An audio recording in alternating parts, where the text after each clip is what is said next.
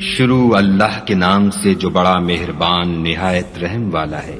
تارے کی قسم جب غائب ہونے لگے کہ تمہارے رفیق محمد صلی اللہ علیہ وآلہ وسلم نہ رستہ بھولے ہیں نہ بھٹکے اور نہ خواہش نفس سے منہ سے بات نکالتے ہیں۔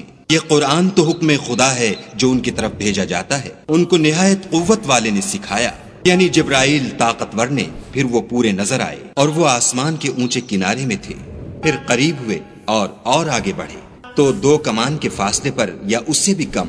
پھر خدا نے اپنے بندے کی طرف جو بھیجا سو بھیجا۔ جو کچھ انہوں نے دیکھا ان کے دل نے اس کو جھوٹ نہ جانا۔ کیا جو کچھ وہ دیکھتے ہیں تم اس میں ان سے جھگڑتے ہو؟ اور انہوں نے اس کو ایک اور بار بھی دیکھا ہے، پرلی حد کی بیری کے پاس، اسی کے پاس رہنے کی بہشت ہے، جبکہ اس بیری پر چھا رہا تھا جو چھا رہا تھا۔ ان کی آنکھ نہ تو اور طرف مائل ہوئی اور نہ حد سے آگے بڑھی۔ انہوں نے اپنے پروردگار کی قدرت کی کتنی ہی بڑی بڑی نشانیاں دیکھیں۔ بھلا تم لوگوں نے لات اور عزا کو دیکھا اور تیسرے منات کو کہ یہ بت کہیں خدا ہو سکتے ہیں؟ مشرکو، کیا تمہارے لیے تو بیٹے اور خدا کے لیے بیٹیاں؟ یہ تقسیم تو بہت بے انصافی کی ہے۔ وہ تو صرف نام ہی نام ہے جو تم نے اور تمہارے باپ دادا نے گھڑ لیے ہیں، خدا نے تو ان کی کوئی سند نازل نہیں کی۔ یہ لوگ محض ظن فاسد اور خواہشات نفس کے پیچھے چل رہے ہیں، حالانکہ ان کے پروردگار کی طرف سے ان کے پاس ہدایت آ چکی ہے۔ کیا جس چیز کی انسان آرزو کرتا ہے وہ اسے ضرور ملتی ہے؟ آخرت اور دنیا تو خدا ہی کے ہاتھ میں ہے، اور آسمانوں میں بہت سے فرشتے ہیں جن کی سفارش کچھ بھی فائدہ نہیں دیتی مگر اس وقت کہ خدا جس کے لیے چاہے اجازت بخشے اور سفارش پسند کرے۔ جو لوگ آخرت پر ایمان نہیں لاتے وہ فرشتوں کو خدا کی لڑکیوں کے نام سے موسوم کرتے ہیں، حالانکہ ان کو اس کی کچھ خبر نہیں، وہ صرف ظن پر چلتے ہیں اور ظن یقین کے مقابلے میں کچھ کام نہیں آتا۔ تو جو ہماری یاد سے روگردانی کرے اور صرف دنیا ہی کی زندگی کا خواہاں ہو اس سے تم بھی منہ پھیر لو۔ ان کے علم کی یہی انتہا ہے۔ تمہارا پروردگار اس کو بھی خوب جانتا ہے جو اس کے رستے سے بھٹک گیا، اور اس سے بھی خوب واقف ہے جو رستے پر چلا۔ اور جو کچھ آسمانوں میں ہے اور جو کچھ زمین میں ہے سب خدا ہی کا ہے، اور اس نے خلقت کو اس لیے پیدا کیا ہے کہ جن لوگوں نے برے کام کیے ان کو ان کے اعمال کا برا بدلہ دے، اور جنہوں نے نیکیاں کی ان کو نیک بدلہ دے۔ جو صغیرہ گناہوں کے سوا بڑے بڑے گناہوں اور بے حیائی کی باتوں سے اجتناب کرتے ہیں، بے شک تمہارا پروردگار بڑی بخشش والا ہے۔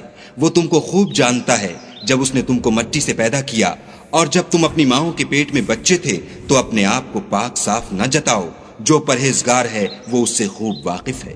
بھلا تم نے اس شخص کو دیکھا جس نے منہ پھیر لیا اور تھوڑا سا دیا پھر ہاتھ روک لیا؟ کیا اس کے پاس غیب کا علم ہے کہ وہ اسے دیکھ رہا ہے؟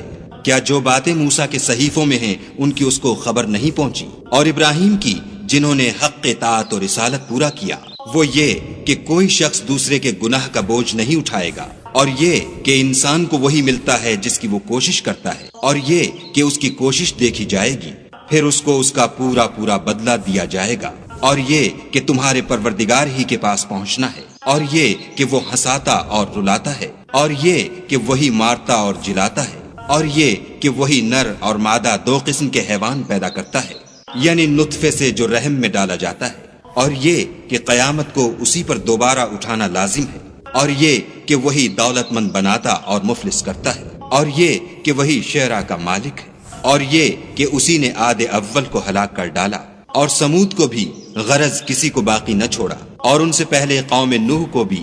کچھ شک نہیں کہ وہ لوگ بڑے ہی ظالم اور بڑے ہی سرکش تھے، اور اسی نے الٹی ہوئی بستیوں کو دے پٹکا، پھر ان پر چھایا جو چھایا۔ تو اے انسان، تو اپنے پروردگار کی کون کون سی نعمت پر جھگڑے گا؟ یہ محمد صلی اللہ علیہ وآلہ وسلم بھی اگلے ڈر سنانے والوں میں سے ایک ڈر سنانے والے ہیں۔ آنے والی یعنی قیامت قریب آ پہنچی، اس دن کی تکلیفوں کو خدا کے سوا کوئی دور نہیں کر سکے گا۔ اے منکرین خدا، کیا تم اس کلام سے تعجب کرتے ہو اور ہنستے ہو اور روتے نہیں، اور تم غفلت میں پڑ رہے ہو؟ تو خدا کے آگے سجدہ کرو اور اسی کی عبادت کرو۔